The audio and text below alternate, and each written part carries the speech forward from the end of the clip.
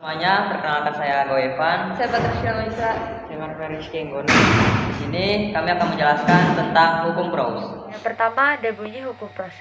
Hukum Proust menyatakan bahwa perbandingan massa unsur-unsur dalam satu senyawa adalah tertentu dan tetap. Yang artinya setiap senyawa selalu terbentuk dari unsur-unsur dengan perbandingan massa yang sama. Tidak peduli bagaimana atau di mana senyawa itu dibuat. Nah, contoh dari hukum Proust sendiri ada air.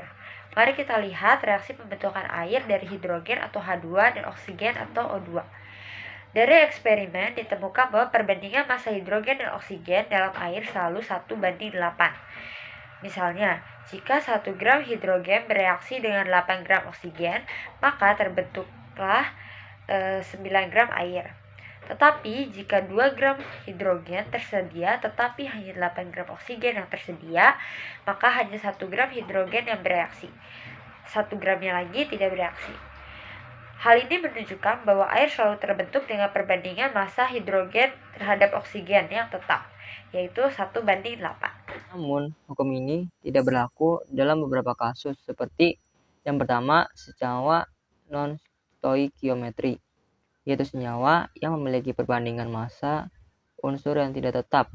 Contohnya adalah oksida besi wustite. Yang kedua, senyawa dengan isotop berbeda, karena isotop memiliki massa yang sedikit berbeda.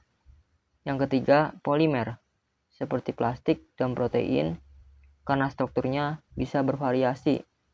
Untuk mengetahui perbandingan massa unsur-unsur penyusun suatu senyawa, kalian bisa menggunakan rumus hukum Proust secara sederhana seperti berikut ini.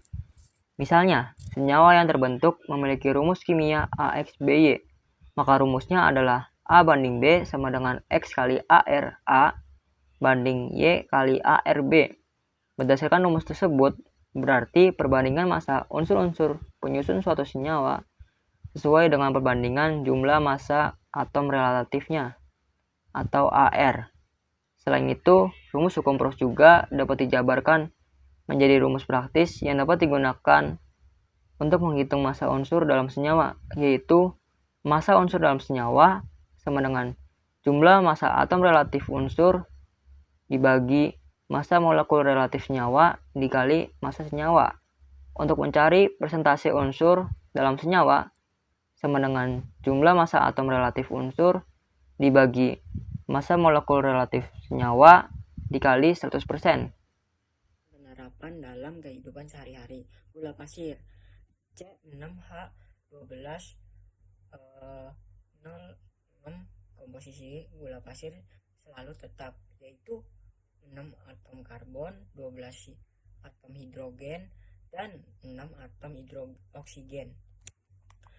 Tidak peduli apakah gula pasir tersebut diproduksi di pabrik gula atau dibuat secara tradisional. Sekian penjelasan dari kami. Terima Terima kasih. kasih.